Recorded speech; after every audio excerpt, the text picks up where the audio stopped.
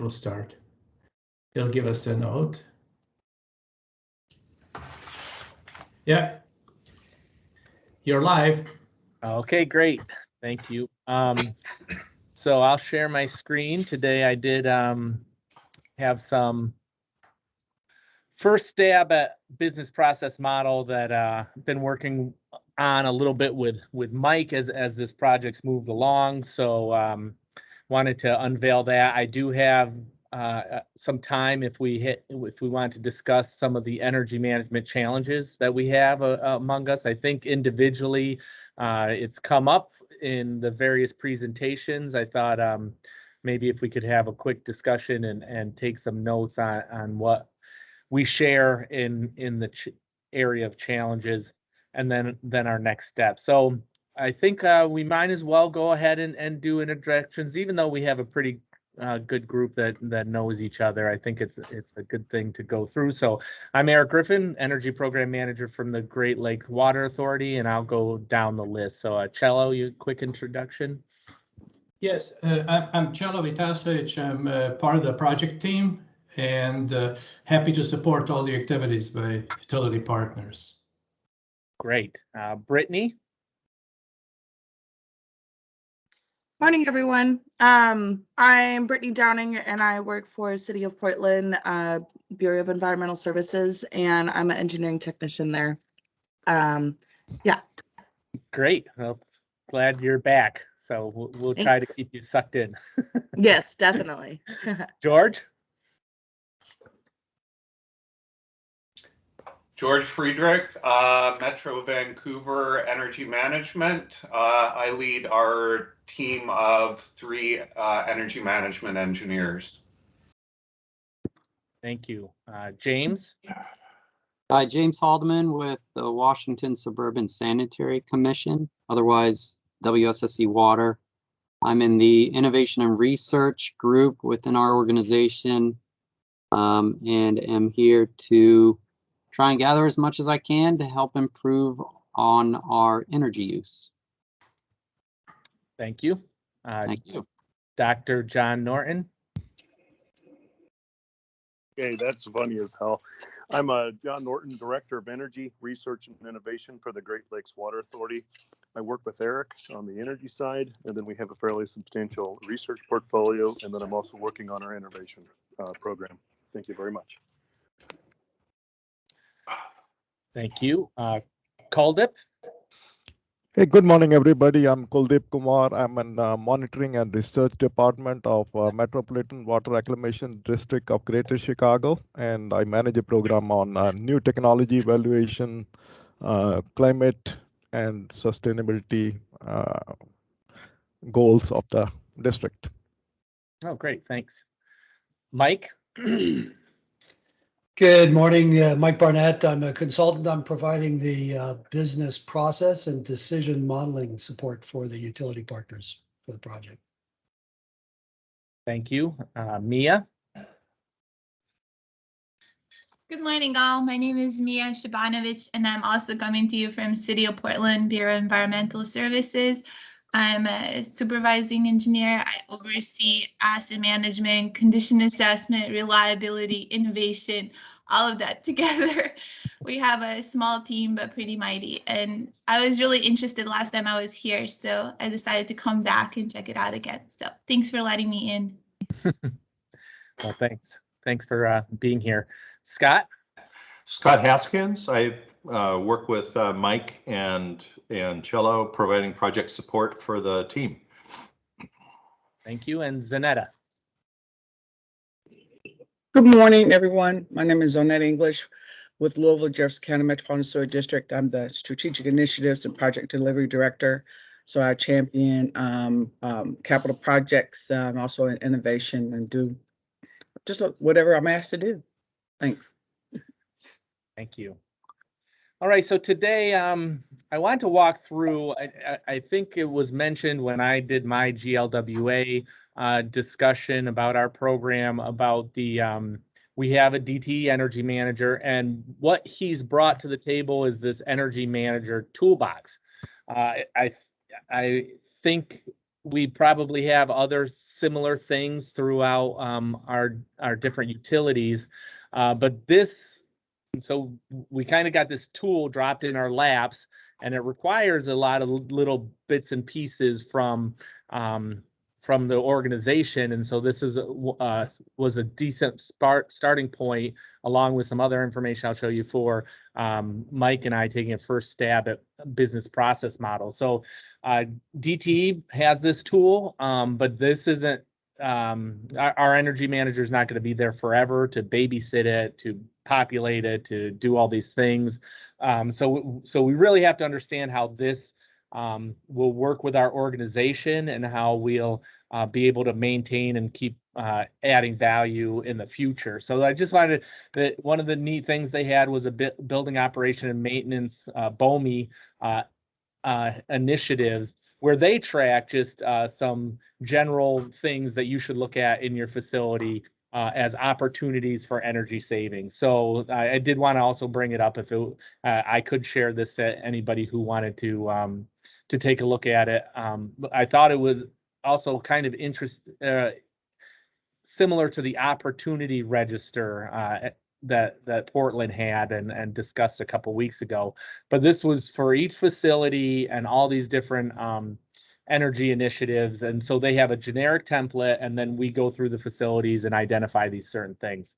So then for a certain facility, we have we have active projects that we've talked to the facilities. Here's things we're doing that are going to save energy, but we also identified areas where we can save energy, do projects in the future, and we can predict energy savings, cost savings, and this kind of falls into the area that we'll see in the business process model, where we identify them through this process, but how do we select them? How do we initiate working on these different projects and prioritize them? This is also out of that same tool. So DTE, when they look at our energy usage and our performance, they normalize the data. So that involves taking the heating degree days, cooling degree days, and manipulating energy usage based on weather patterns and production. So these are just examples of, that's great. DTE came in, they're helping us, they're our partner to save energy, but you get a tool like this and it's not going to just run itself. So I wanted to identify the who is responsible and who's consuming this information. And then when I presented information from our program, I also discussed a little bit about how we track versus budgets. So this is something that obviously finance is interested in, and it's more energy usage in a water facility is more complicated than whether you're using more than last year or not. You have demands that change seasonality. So as in our summer times, our finance group just does a straight line monthly budget for energy. But clearly we pump a lot more water due to irrigation. So this is also on the water side, not on the wastewater collection, but same thing there. Whereas if we have wet weather events, we're going to use a lot more energy to pump water. So we need to do some analytics beyond just energy usage to truly track our energy performance. So early on, with some inspiration, we created a goal tree for GLWA's and GLWA, but also our energy management. So with the ultimate goal of reliable service, water and wastewater service to our customers, we also have energy cost targets. So that which involves reviewing bills and reviewing facility usage. And then over here was really around the DTE energy manager and improving energy efficiency. So I showed the goal tree before, but the highlighted in yellow are pieces that all kind of get initiated in the same business process. And in the goal tree, we we tracked some KPIs. Those are the bulleted pieces to the right of the or below the activities and goals. And if you think of this goal tree kind of inverted, you sort of get your business process activity where you start with getting a bill, and then you process the information up to see if you're meeting your target and getting those KPIs. So this was really with a lot of help from Mike. But what we looked at was, the process starts with on the first of the month, and we get billed monthly, and we do get them on the first of the month. So we get a bill for our facilities, and that bill is then parsed to gather out some electrical information, which goes into our metrics. So a bill typically, and your tariffs are probably similar, that the bill isn't just your number of kilowatt hours. We have a demand charge, and we have on peak, and we have off peak. So all those kind of things need to be parsed out to truly understand the relationship between our energy usage and our costs.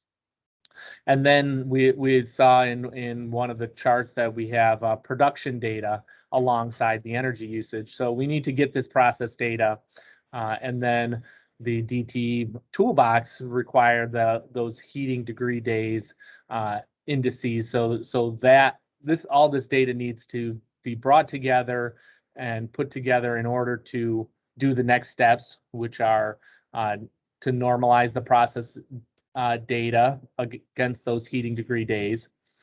And then, these right now are really generic.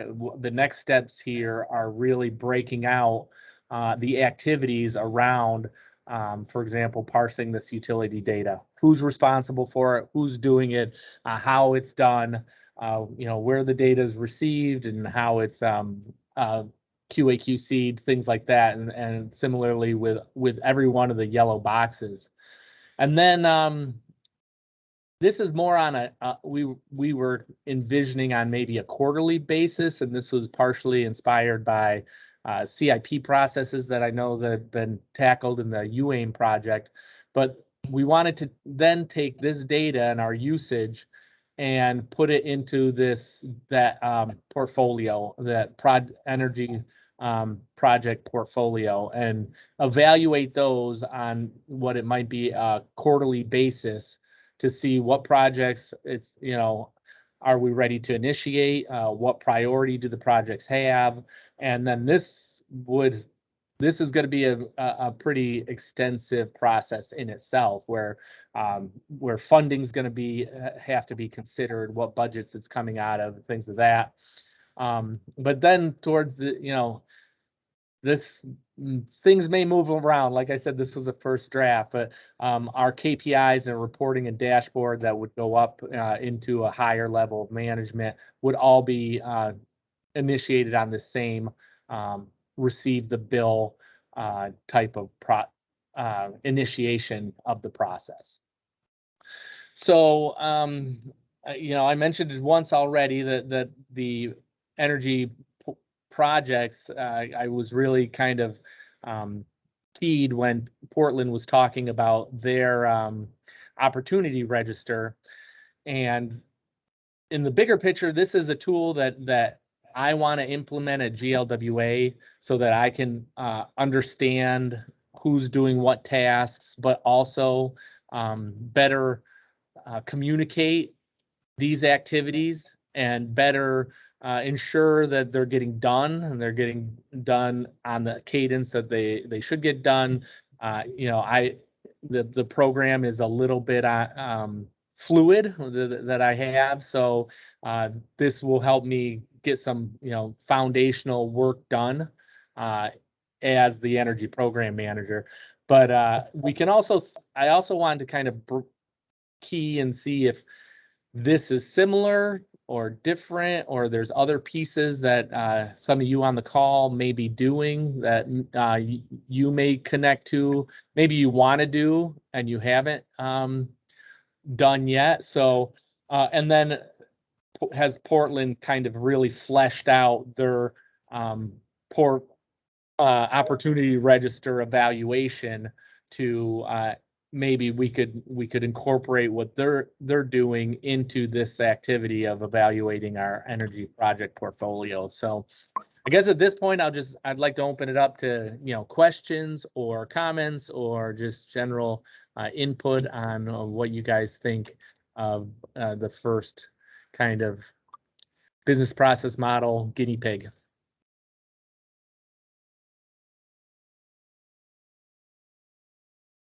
I just wanted to jump in a little bit before what Eric is showing, just for those who haven't really seen a lot of these types of diagrams. This is in BPMN notation, business process modeling notation, that is an ISO standard, and it's consistent across all the processes that we look at.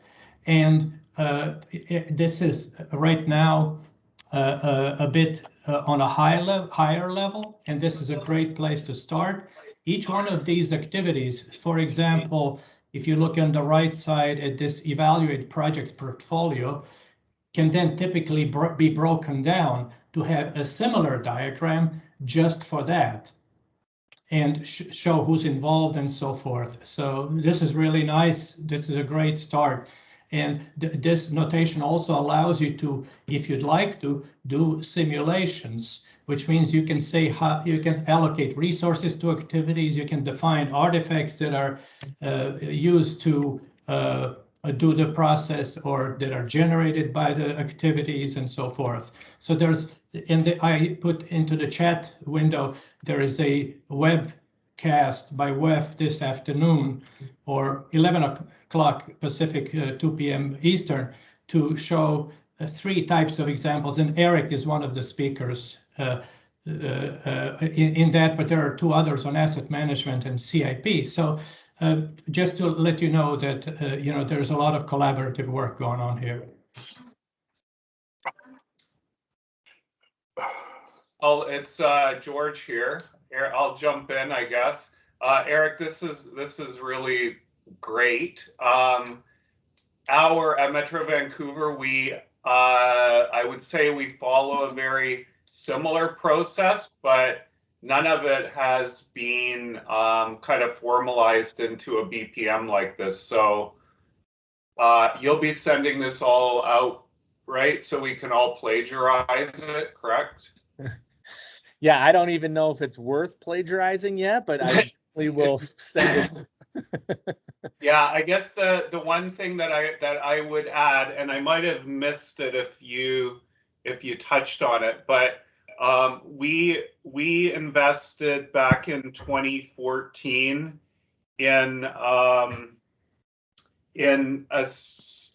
SaaS.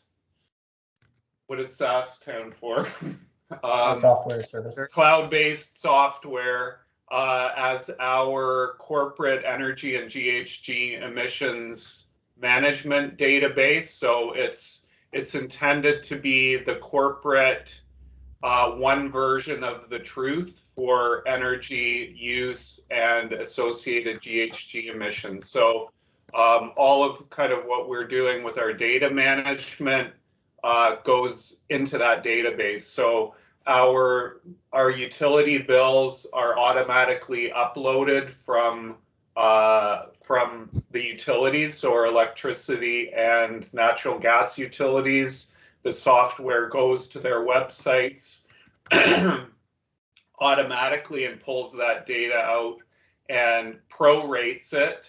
Everything gets prorated to the calendar month, and then that's what goes into the database. So if at some point you'd like a demo of that software, it's really good software, and it's not just our water and wastewater utilities, it's the entire corporation. So fleet data goes in there, it all goes in, and the KPI data goes in as well, so we're able to report out through that software the KPI normalized energy use.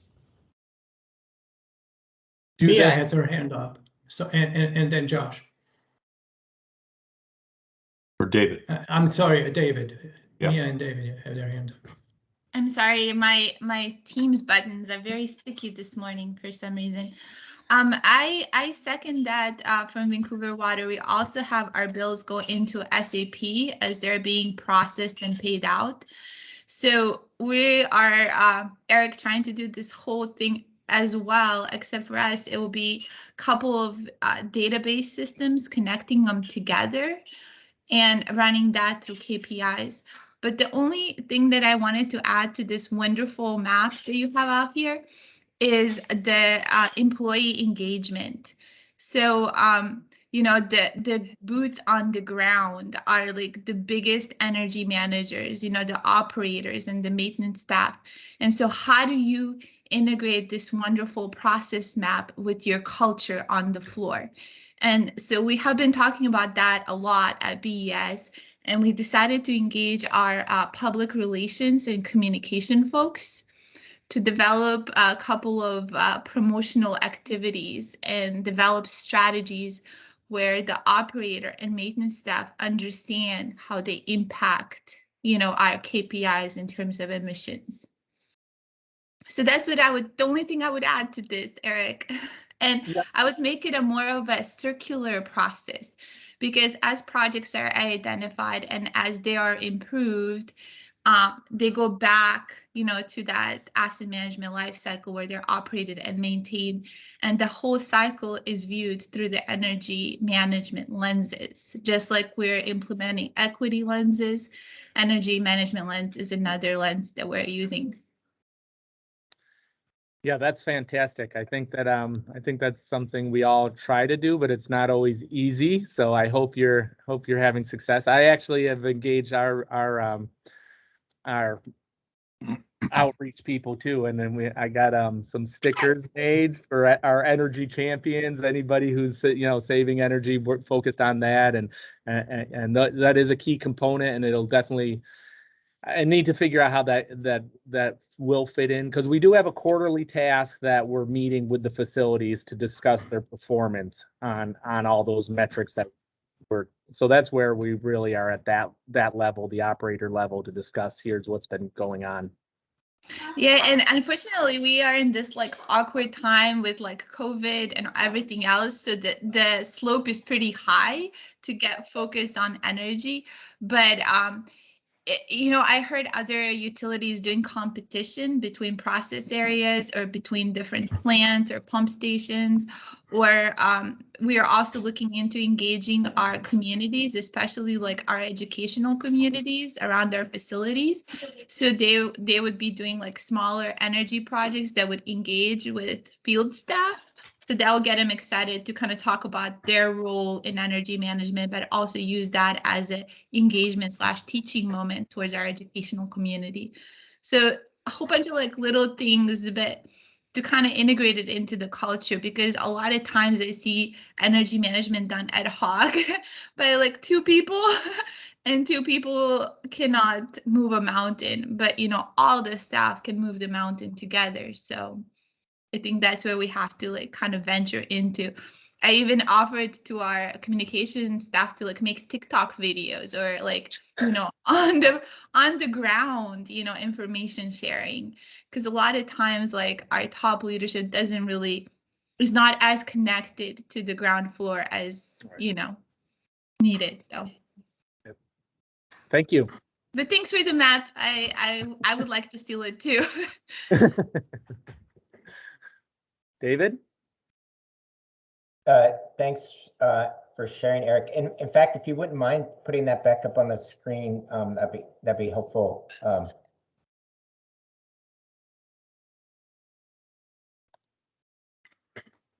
I see a screenshot. Yeah, in the future. Thanks. Here. So I think at a high level, yeah, sure. But what I'm confused by is what feels like a disconnect in like time scale almost, right? Yeah. So you have a process that starts sort of trigger it monthly, but then at the end of the process, you have things that are really more system building, right? And so I think you got to decide what it is that you're doing, right? Are you really executing this monthly, or are you really saying, in order to get to this end part of my process, I need to take the time and do the analytics to understand where my energy use is, to understand what what my baseline is, right? So then if I have deviation, then I can identify deviation. So are you tracking, like, because that's like up to this normalized process data, it's like, oh, okay, it seems like I'm on the track to identify deviation in my consumption. And is that going to trigger something? But it also at the same time seems like you're trying to say, well, I'm trying to use this data to identify opportunities for savings, which maybe isn't triggered by a deviation reporting kind of a situation. Does that make sense? Yeah, I think it was a first run, and when I revisited, I was kind of on the same track. I was kind of thinking, I don't know if these two should be connected, because they are, and if you go back to the the goal tree, it's these two things are what I tried to combine and probably shouldn't have. But right, because I think they can be different. I think they can be different processes, right? One is a process that you're executing on a monthly basis to kind of make sure that you're, it's sort of a retrospective look at performance, right? Is there something that occurred? Did somebody leave the lights on at the lift station, or leave the ventilation fan at the lift station turned on when they left and it should have been turned off, right? That's in our experience, that's kind of what that bill information allows us to do. It also allows us to kind of like track budget performance and sort of drive the conversation, but it doesn't really give us the data at the utility billing level to kind of identify savings opportunities. I think you really have to think about how you're getting your process level energy data out and contextualized to drive that sort of like opportunities identification part. And so for what it's worth in terms of getting utility bill data, I'll chime in, as others have, in what they, what we do for a process. We use a service called Energy Cap. They receive all of our utility bills, electric, water, gas. They scan the bill, they extract the data. There's a web platform that you can use to access the information.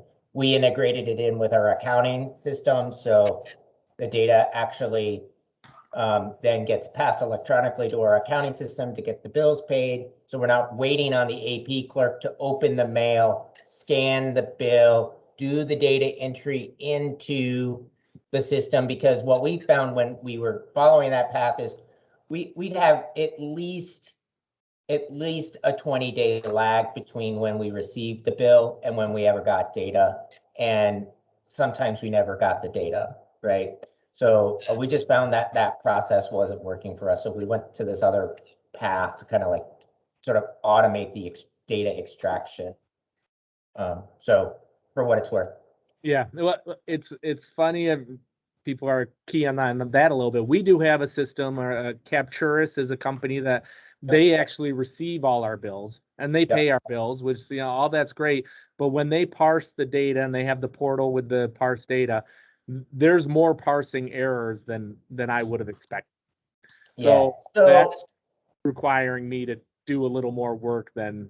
Totally. So what's helped us in that is we've been able in some cases to use the utilities electronic billing platform. So Xcel Energy is our big IOU here, and they can do something called EDI billing. And so instead of a paper bill or a PDF being delivered, an electronic file is transferred. Now we do sometimes, have issues where they'll change the captioning in that data file, and you have to kind of update the captioning, or in fact, going through a process to kind of standardize all of that. But yeah, for what it's worth. I had that conversation yesterday, so I guess our electrical utility refuses to do the EDI. Yeah. Well, you know, the scanning that we've had with Energy Cap's been really good. Yeah. So, yeah. When you get to the end of that contract, definitely take a look at them. Thank you. Scott? Yeah, I maybe Cello or Mike Barnett want to chime in here because they're certainly more expert than I am. But I think this is a great job laying this out. Good discussion about just what's going on here and people's different comments. And as you know, Eric, when you document this business process more fully, then you include a lot of the things that you're talking about, such as who is involved over on the left side in terms of roles and responsibilities. You have more detail for these different sub-processes, or maybe even reshape this based on the work that you do. It's possible, as Mike teaches us, to even resource load this, and somebody mentioned the time involved as well, and metrics. So there's a lot of further detail that can go into this business process model as it's more fully developed. You know, Cello or Mike could chime in, or Eric, you could comment. Yeah, I can maybe add a little bit. The energy management is our newest initiative. We just started it like 3 months ago. Some of the other initiatives we've been going through for much longer. And in the past, we had an opportunity to meet in person. So what we have done in the past, let's say for asset management, is that in this case, it was Craig Edlund. He developed a diagram very similar to this one in concept, and said, this is how we go about it. And then we had a 2-day meeting, 2-day workshop on that where everybody participated. We had 40 people from different utilities, and they discussed this chart, and they tried to get sort of an agreement of, you know, what it should look like, because we typically would do as is, how things are done, and there are probably some differences between how different utilities do it. But if we start there, like what Eric has done, then we can also say, what would be a good way to do it? Jointly, collaboratively, develop a map that might make more sense and include other ideas. But this is a great start. And then what we would typically do, and what we're doing on the other initiatives that have been going on longer, one utility could say, you know, I'm going to work on this box to normalize process data. I'm going to see because we do a good job at that. I'm going to show how we do that, show you the artifacts, tell you about the tools, tell you about the data that we use and algorithms and stuff like that. And somebody else might say, well, I'm going to work on evaluate projects portfolio. So that we start building, and that's what we're doing. For example, when it comes to CIP, DC Water focused on business case evaluation. We started, which was one of the boxes on a big general diagram like this, a higher level diagram like this. So this is really a place to start. It doesn't mean that everybody does the same thing now, but it's a really wonderful place to start having a discussion about it. I also have a comment on something that Mia said about organizational culture, but I don't want to sidetrack this discussion. I want to see if anybody else has something to say on this particular topic.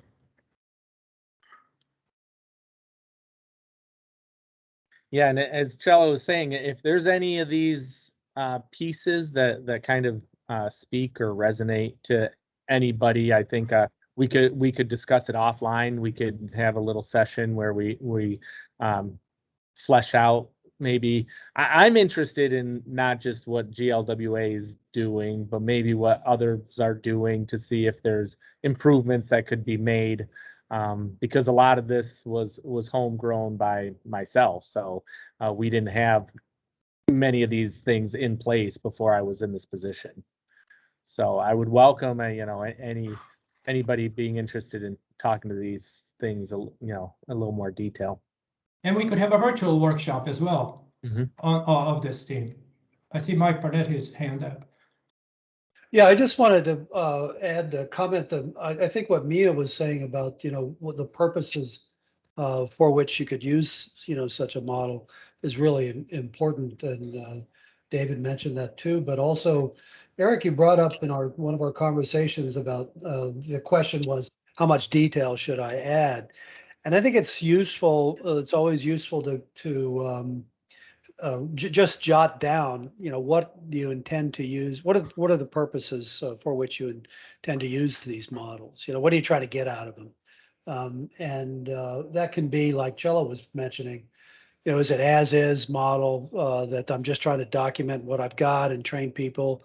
Is it a to be model where I want to consider exploring options for something that works better?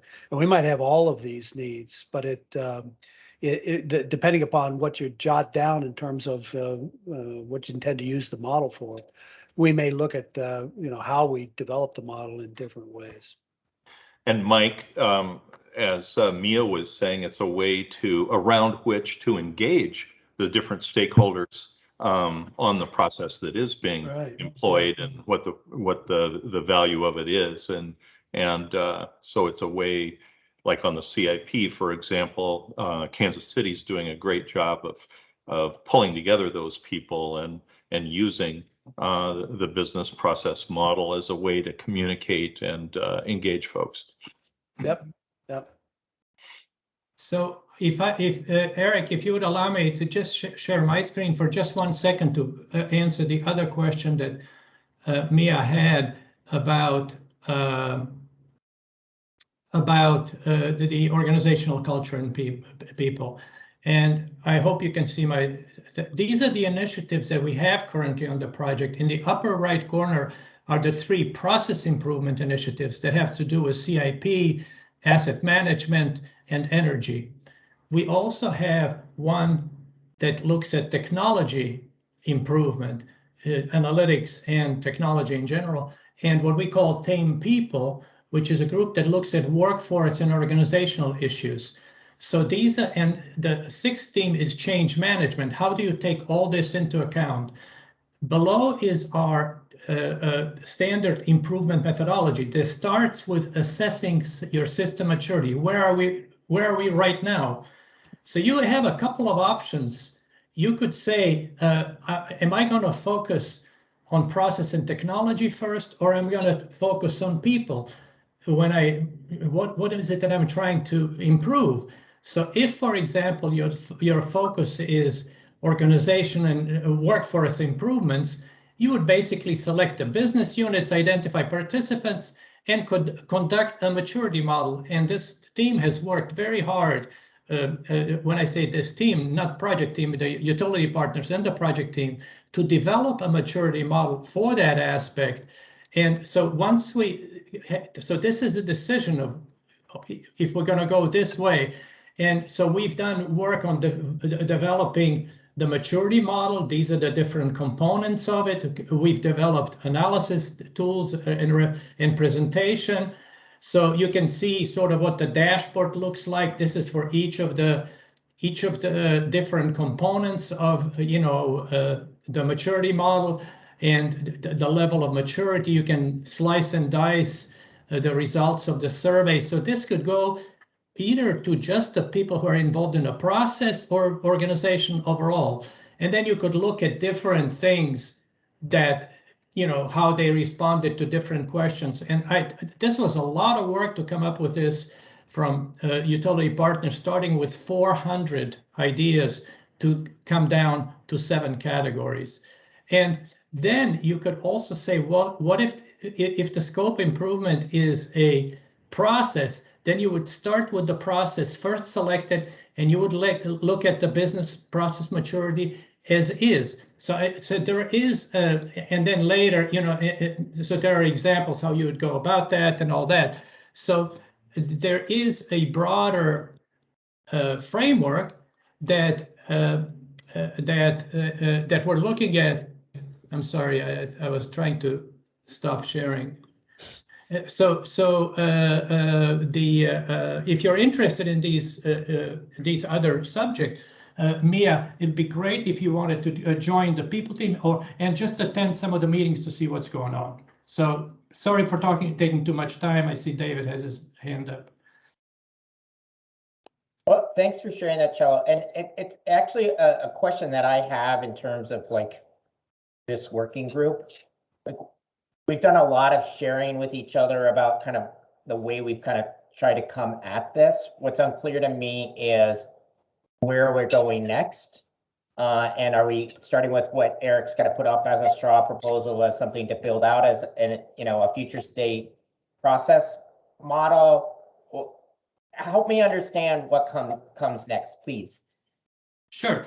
Well, the reason what Eric has put together is an excellent starting point. It starts describing what kind of things we're doing, and if we get into any of those models below, we'll also see who's involved. The model will tell us what data is being used, what decisions are being made, and we typically would work on something like this by asking a single utility to show how they do it, and then that's a starting point. But then we would have a workshop with everybody and say, what would be the best way to do it? And we would develop an equivalent diagram that has sort of everybody's agreement. Yeah, this would be really cool.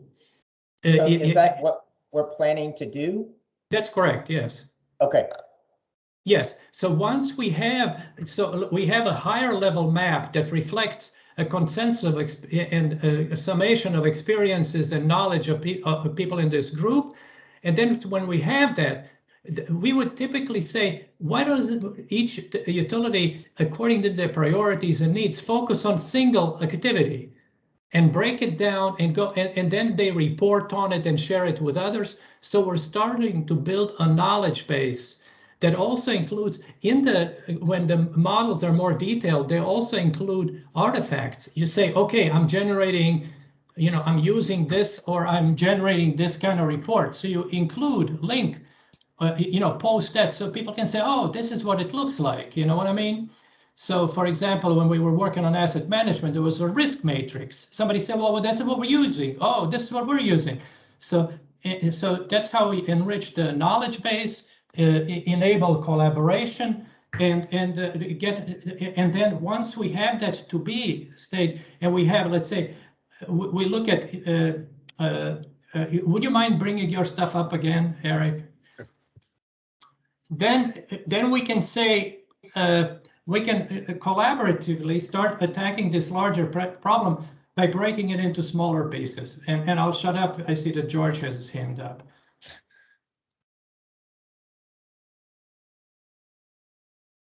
So I think I'm gonna build on maybe what David was asking.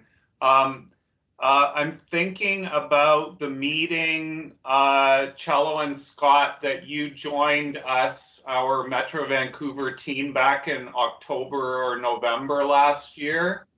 Yes. And I asked a question then where maybe I didn't really ask it properly, and that was to say, you know, given that energy management is kind of jumping onto the bus after it, like the bus left the station a couple of years ago and we're getting on now.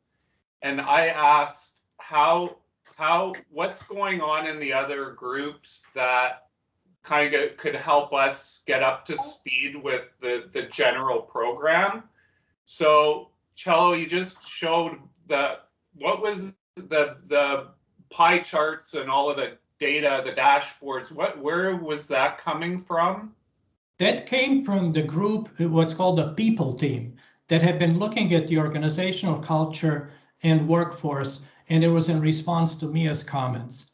For the first 3 years of this project, we focused only on the processes and really not even on the technology yet. Yeah. But then we had in 2019, we had this workshop in Oregon that was full week with 40 participants. And in those days, we had 4 initiatives that we started: asset management, enterprise risk, business case evaluation, and CIP. And each of the teams, we asked the question, what are your biggest challenges at the beginning? And they listed all the challenges that they were facing. At the end of the session, we asked them, look at all the challenges, each of the challenges that you've mentioned, and tell us, is this a people issue, a process issue, or a technology issue? And the results were that people said 46% of the issues were related to people. 43% were related to processes, and 11% were related to technology. And I think Mia's question gets to the heart of that. And that is when we established this people team that is being led by Lisa Thompson from MCES, and in the early Zonetta, who's on the call today, was also very much involved on the organizational culture part. And so a lot of work is going on there. We have assessment methodology and tools and stuff that we're working on. So if you're asking, George, how to find out about what's going on in these other areas, there are 2 ways. One is you can just simply join some of the meetings that these groups are conducting. You can see what's going on.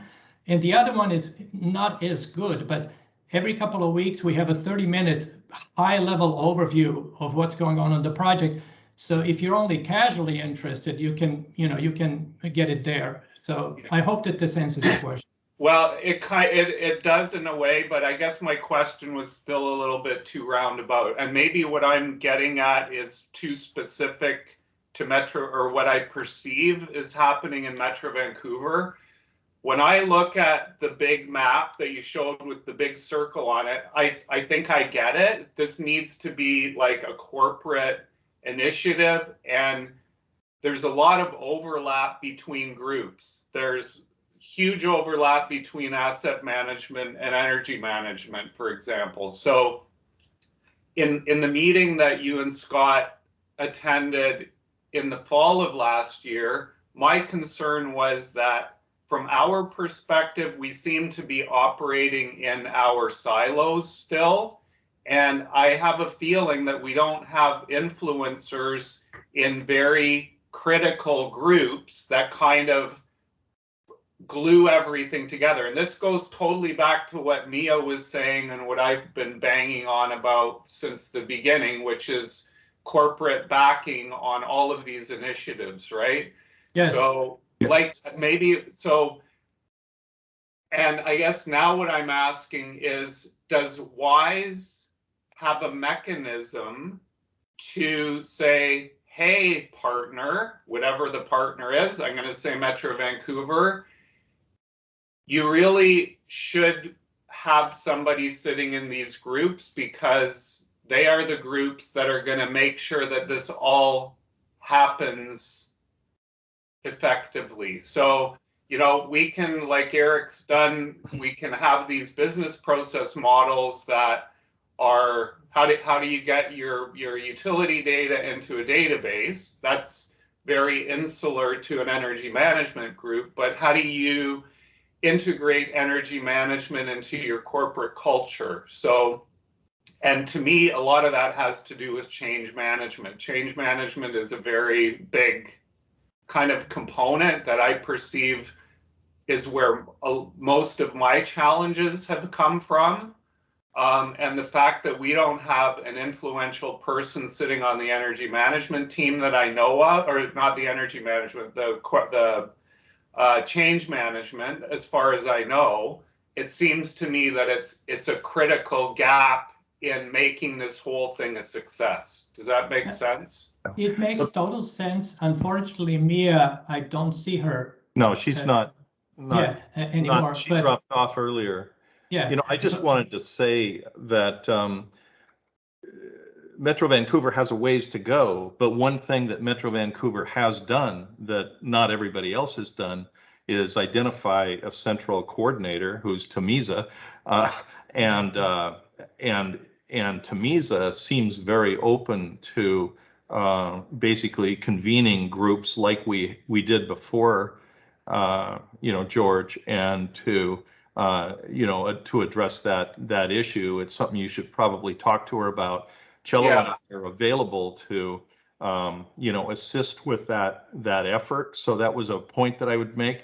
And the other thing quickly, Eric, is that in addition to what Cello said, the other way to learn about this integration is to attend, which we said, these webinars. There's a series of 4 webinars that are scheduled. And the first one is today, as we talked about, on work process.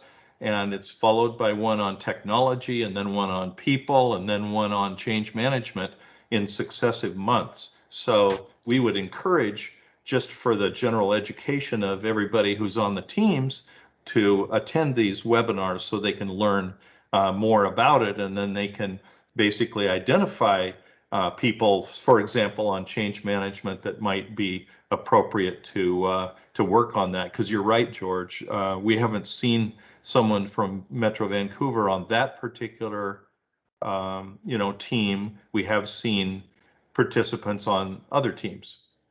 Yeah. Okay, thanks. I'll follow up with Tamisa again. I've done it before, but I'll do it again. Yep. David? Yeah, if I can jump in. One thing to maybe think about in the context of energy management, if you indulge me, I'll share a slide we've put together, is to think about energy management both sort of from sort of the strategic level of building out the system, and then at a tactical level of actually doing the work, right? So this was really actually revelatory to me, at least. It was like, because I kept getting the two things confused, right? Like, I want to get in there and find the projects and do the benchmarking and things like that. But there's also this other part that's kind of happening concurrently to build out the kind of the organizational support around the system, right? So that's maybe, one way to think about it. Like, and there's actually a process for building out at the kind of the strategic level that you might do that looks slightly different than, as at a tactical level. So, for what it's worth. Great comment. John? John Norton? Yeah, I want to just give some insight on this. And George, you are my hero for continuing to ask questions that I believe are very relevant to the overall process, implementation, et cetera. In other words, the big picture of what we're doing here. You've continually asked questions that I believe are driving, and so I think about what you've asked a bunch. What Eric has done here is create like a mechanism to capture data and move it forth into just a database, a visual. But what the bigger picture is providing this data in a format that makes it easy to look at. In other words, let's say, it's like the Fitbit you might wear on your wrist, or so to say, or let's say where it measures your pressure, your blood pressure, or your blood sugar, or those of us who are aging, such as Cello, clearly, how soon it'll be until you die from a back disease. and what these things do is provide, like, oh my gosh, they're insight. So it's not as if there's a huge, my suggestion is that there's not necessarily a strong link. So Cello's now currently alive, we know this. So it's not as if there's a definite, here's what's going on, here's the drive, here's what's going on, here's the drive sort of thing. But it's like, oftentimes middle and upper level management isn't even aware of something. One of the questions asked by someone else was, are you using this data to inform anything? Well, the answer is yes. And that was well before the pandemic, BP, before pandemic, and around this time, one of our facilities left a huge garage door open up and was left like that for just about a day in the 0-degree weather, which happens up here in the north.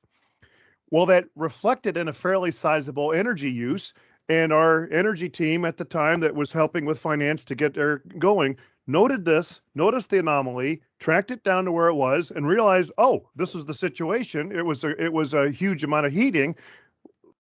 Engaged with the local facility operation, and boom, and so they realized there was the action. But the bigger picture, so there's a very targeted focus, but the bigger picture is, and this is again, I'm going to go even a step higher, is those of you who are aware of the other stuff working around up and down the water and wastewater utilities, is this whole sense of a culture of innovation. We're here working on a culture of energy, just this knowledge and awareness. And what's happening is that by having the data in front of you to see, it starts to drive the decision making towards those areas. And so, George, my great hope is that by using something like this, like what Eric has been doing successfully, can help drive upper management, because that's the thing. Is like, I'm not even aware I need to make a decision. It's like, oh, you know what, John? When you have XYZ, your blood pressure goes way up. Every time I talk to Eric, I just, it's just so stressful. You know what I'm saying? So it's like you then know and you can plan versus not even having that data. So I wanted to just provide that perspective there. Great. Okay. Thank you, John. Well, I think we're pretty much out of time. We'll discuss our next steps, but do we have anybody who wants to take a shot at putting any of their processes into a business process model? Anyone? I'm happy to offer to kind of take what we've developed as a high level and try and use the BPM notation to try and kind of identify it, swim lane it out a little bit. We'd be willing to do that. And then I think another thing I'd like the group to think about is I do wonder, going back to George's point a little bit, is this is a newer initiative. It's also kind of a more varied initiative, I think, than some of the like CIP. I think some of the foundational pieces of that are in common than what we have here, just because there's a lot of we have people generating biogas and generating energy is what their energy management's doing. So if we could think about where the commonalities do exist, where do we think, what are the tasks that we all are participating in? And I think those might be good areas to kind of discuss and work through and see where it works differently at different organizations. I just want to get one thing in. This is a remarkable team because of the energy that you're putting in, because of the participation. And one thing that you have in common, you are all fighting a culture within organizations that don't care that much about energy use, because nobody ever gets fired for using too much energy.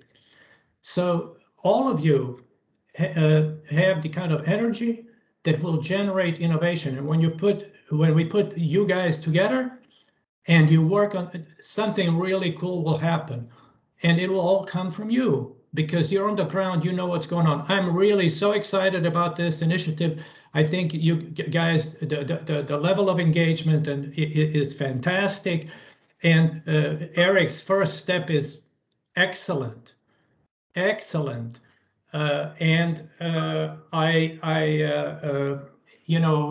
gonna go places. We're gonna talk with Eric and plan the steps ahead to take into account what you've said today. And I want to thank Eric and everybody else, especially Eric, for putting all this together and providing the leadership on this initiative. And thank you, everybody, for your time. I'll see you in a couple of weeks and maybe on the webinar this afternoon. Yes, the information is in the chat line to access the webinar. Take care, everybody. Thank you. Thank you. Bye. Thank you.